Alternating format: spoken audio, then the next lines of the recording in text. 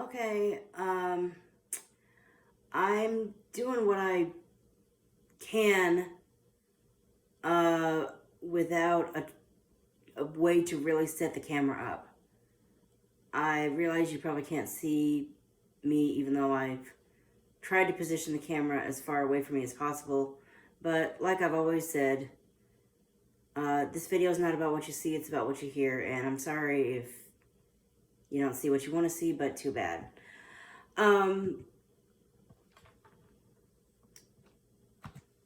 thought I would uh,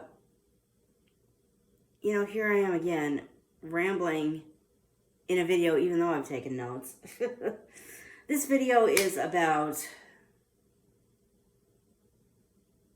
well, it's about me kind of doing a chatty video, because that's just sort of the kind of videos I do, about, I guess, the evolution that I'm going through, that the channel's going through, and I guess to just ask you to sort of bear with me as I evolve. I said before, I really don't have a plan of sort of going with it.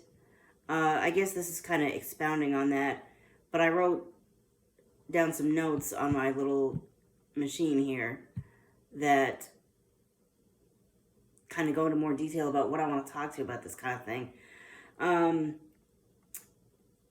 I am considering, first of all, changing the channel name here as soon as I figure out how to do it, and as soon as I decide to do it, from AnV87 to just plain AnV, if I can.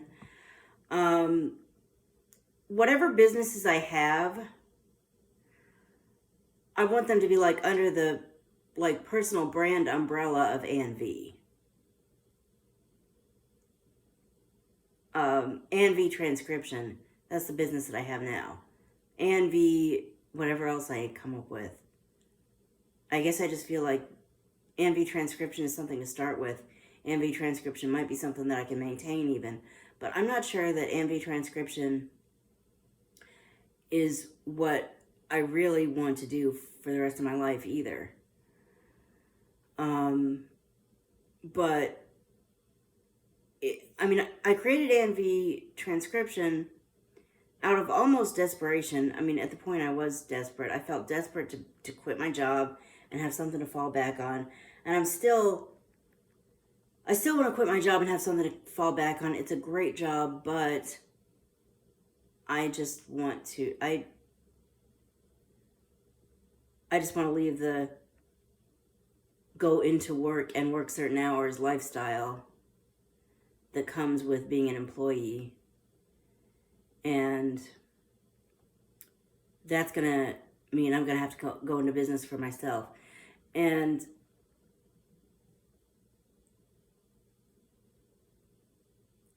AnV Transcription was the first thing that came to mind. The first thing that I asked myself, what can I offer? What kind of service can I offer? Well, I was almost a medical transcriptionist. That didn't work out, but general transcription, maybe I could just do general transcription. And I've got 2 clients now doing that, and I need more clients. I need a lot more clients if AnV Transcription is going to be the business that takes off and at least gets me out of the corporate world, the employee world.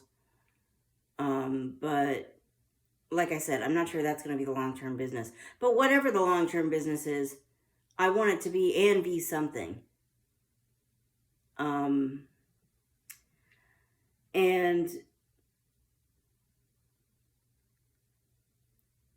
to have AnV Transcription, AnV this, AnV that, AnV, I actually might see about switching every media, social media. I might actually create a new, well, no. I don't necessarily want to rebuild and start over and recreate whole new accounts. But AnV, that's kind of, I suppose that's what I want to be known as. Maybe because that's the easiest possible form of my name. You know, I wasn't born with the name Anne, and if you, as you can tell if you look at my website name, which I'm not crazy about the website name either, but V is the first initial of my last name, but not the whole thing. And V is, like I said, the easiest part of the name. The rest of it has, you're either going to misspell me or mispronounce me written all over it. So, I guess I just take the easiest part and try to build an identity with that. So if you see me kind of shift from Ann V87 or Ann Verdine to Ann V, don't be surprised. It's going to happen. Little by little, it's going to happen.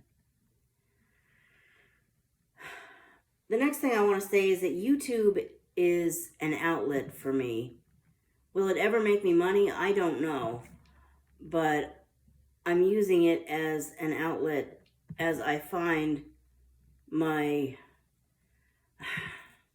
niche, for lack of a better word. I don't really like the idea of finding your niche or making your plan. Some business people and podcast people just swear that without a plan you have to you have to make a plan or you're doomed to failure. And in some cases I think that's true, but when I don't know for sure what I want to do and I'm just kind of going on what I want to do, what feels good in the moment, what, it is true that it is true that if something's going to succeed, you got to stick with it long enough for it to succeed. And if you're not willing to stick with it for long enough for it to succeed, maybe it's not meant to succeed. But I guess I just don't want to limit myself to stuff. I spent what I call the second half of my childhood being really limited. And then I took the way I was raised outside of, I guess I was hoping that when I moved outside of the influence of those people, things were going to get better. But, in some ways it did, and in others it didn't, because the way I had been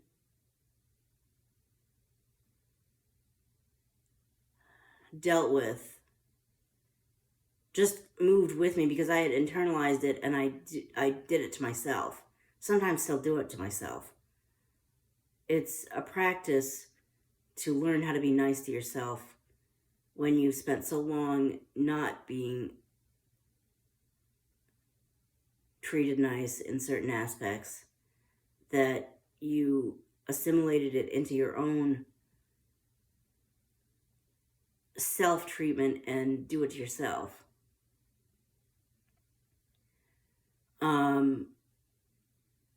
And look at me go down that rabbit hole. What is the point that I'm trying to make?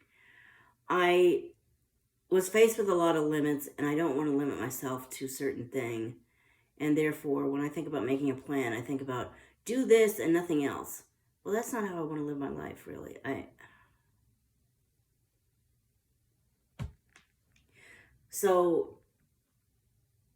But while I find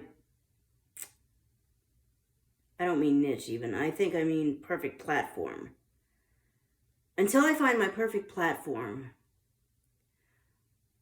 a place where I can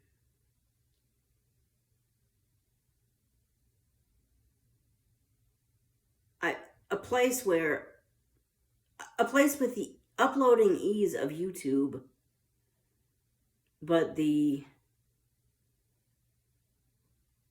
place that can let you make money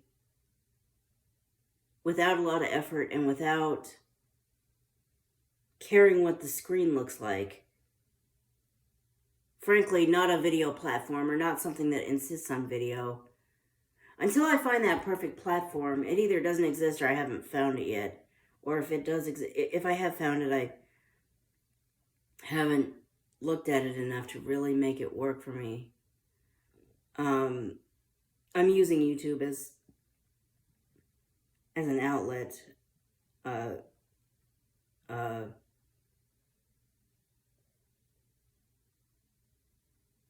method of self-expression, I guess. Because I've had it kind of in mind to write a book for a long time, but for some reason, writing the book just doesn't really happen as much as creating these videos or creating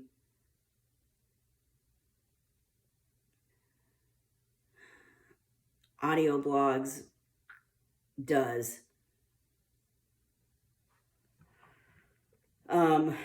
Yes, I know I need a tripod. One takes are easier to upload, but audio recordings are easier for me to piece together. If audio blogging, and more important, it's what I relate to. Like I said before, you're gonna get a combination of both. But do I need a tripod? Yeah, it's probably a good thing for me to pick up. Am I gonna go to the effort and am I gonna go to the effort to get somebody to take me to a place like Best Buy and put my hands on a tripod or put my hands on the different tripods and figure out what the right one is for me? And more importantly, is it something I'm going to spend the money on when I have a limited amount of money and so much that I would like to do before I get a tripod? Get this thing fixed. It needs to go in for repair. It has some little issues that I've just been tolerating because I can't afford to get it fixed the way I really want to get it fixed. Hiring a web manager and building the website I really want. There's other things that I'm not thinking. Oh, getting a new... Yeah, the point is there's so many things that I can think of to spend money on, and what I have built up for my business right now is a nice start, but it doesn't even do the first thing yet. So am I going to bother to spend money on a tripod? No. So, like I keep saying, just live with the video the way it is. Sorry, not sorry. I've always wanted to find my perfect job. This is kind of a reflection. I've always wanted to find my perfect job and stay with it until I was ready to retire. I now realize that part of me, an increasingly big part, wants to have my own business or businesses. I've talked about this before. I've been on a roller coaster with my current job, liking the job itself, hating the commute, and just the lifestyle of working outside the home on set hours. But over the last, 2 weeks or so, I've really been at peace with the idea, and I hope I can stay that way. Circumstances test me, but that's another video. That my current job is the job that I really need to stay with until I'm good and ready to leave the employed world and join entrepreneurship, or the entrepreneurship world. Until I'm ready to have my business or businesses support me, this is stable income, and this is PTO that I've never had before in other jobs that I'm not going to let go of until my businesses are ready to support me and more. Like, I don't mean just enough to keep this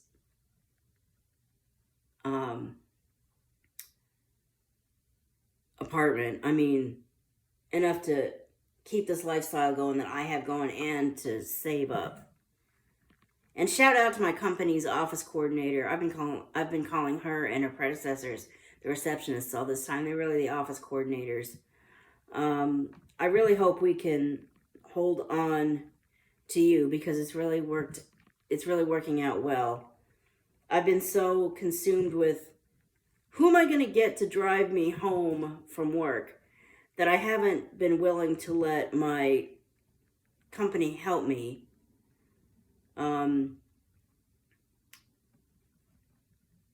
And I've been so consumed with TriMet Lyft, the door-to-door paratransit service that I created an audio blog all about, and I want to upload that. I'm going to try to upload that in the next couple of days. Can't get their crap together enough to understand where the right place is to pick me up and drop me off, that I haven't been willing to give them a chance to prove that they do. I still don't like to have to take them home, but when I do, my office coordinators got me covered. And when she doesn't, my coworkers are coming through for me. But you know, even when she can't be there, you know, she makes sure that somebody can. So thank you, office coordinator. Like you a lot. Really hope everything works out with you and you're able to stick with us for a good long time. You're doing a great job. Thank you, company, for being such a perfect job in almost every way for me. I've still got a lot of evolving to do as a businesswoman before I'm really, truly ready to leave you, current job, and thank you for working with me while I get there. It's probably several years in the making, and I really... Ugh. I'm just in a place right now where... we're not going to go there. What else do I have on here? I'm reading what I wrote and trying to get to the point where... Leah, what is it that...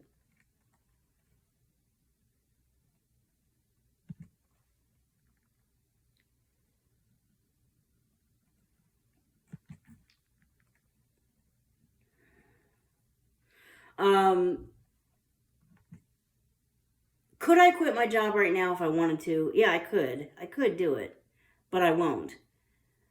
Like I said before, it's a practice to be nice to yourself when you haven't internalized how to be nice to yourself. I'm practicing being nice to myself now and acknowledging that I deserve the best. And unfortunately, sometimes the best costs the most. And I cut corners to save money a little while ago in a couple of different aspects. One of them, I said that corner can't be cut. After like 4 or 5 months with the cut corner thing, I was like, okay, I need to go get the best back because I'm not willing to settle for that like for the rest of ever. So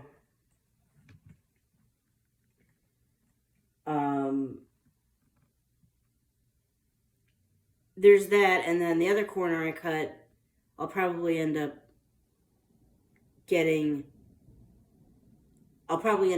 discontinuing the cutting of that corner soon as well. I'm not sure exactly how soon, but the point is, if I left this job now, I could keep this roof over my head on the income that I got before I had this job.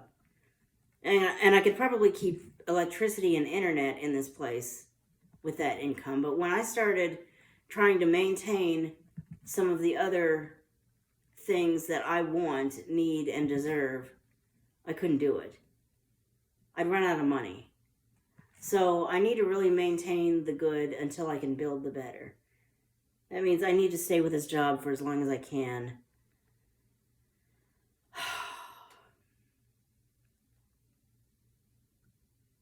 And put up with it when my preferred ride service says we don't have rides for you. Put up with the door-to-door paratransit system that I really don't like to have to take. And that actually did mess up last time I had to use them. That was them coming in, not taking me home. But I mean, I could handle it when I can handle it when that happens. when I am brought in, but it reinforced that if they do that when they're taking me home, the office coordinator can't see them from her desk if they don't go where they're supposed to go. And then I'm effed, because if they're waiting at another door for 10, not even 10 minutes, 5 minutes, which is their allotted time to wait, and I don't come out because, duh, the office coordinator isn't going to see them. Oh, they're all the way over there. Come on, let me take you to the right door. Or go out there and, like, get on his case and say, hey, she's over here. I'm not going to walk her clear over there. You need to drive over here this way. I mean, she would probably do that. As I'm getting to know her, I'm getting to know. She can be quite the advocate for people, like, doing what disabled people need them to do. But the point is, I don't want to have to deal with any of that shit, period. But I don't have any choice, because I can't do this job from home. And I won't leave this job without a way to supplement that income. That's great income. And I'm not letting it go. So I don't have any choice but to make it work, as much as I'm going to hate to have to keep counting on them. There's a bigger problem at the heart of this about people who can't drive, and there not being enough people in the world who are willing to drive and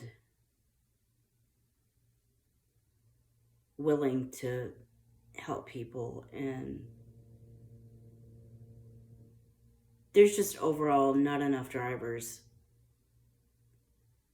A problem I've had the entire time I've had this job is not enough people other than random drivers, whether that's door-to-door transit or Uber or Lyft.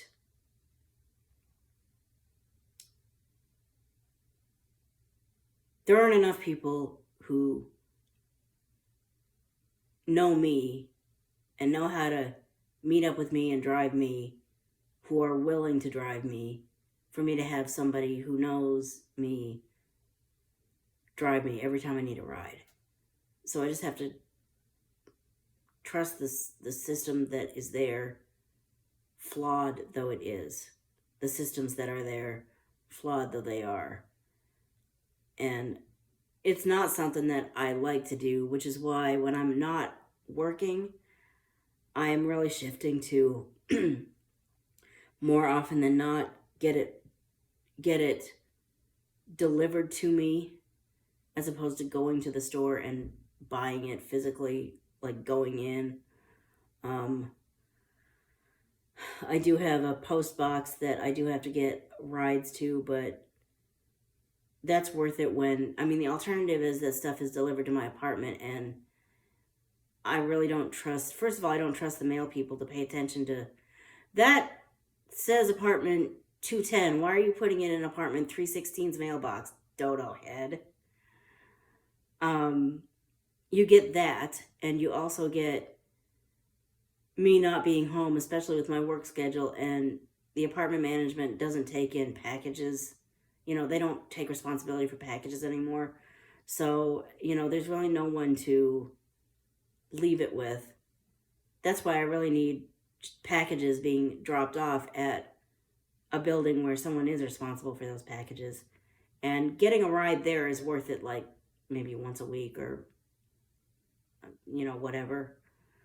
But if I can have it brought to my place, I'm going to have it brought to my place. That's why Shipt is such a godsend, and why Postmates is seeing some more of my business lately. But that's when I'm off, and that's the life I'm gonna love. When I'm working, I just don't have any choice but to work with the systems that are there, as much as that sucks. Okay, I am back to rambling, and that was all I had to say. So thank you. If you're still watching after this 20-30 minutes of rambling, thank you. check out Shipped, check out Aira. Both of my referral links to those services are in the description below. And I will see you in the next video. Thanks for watching. Bye.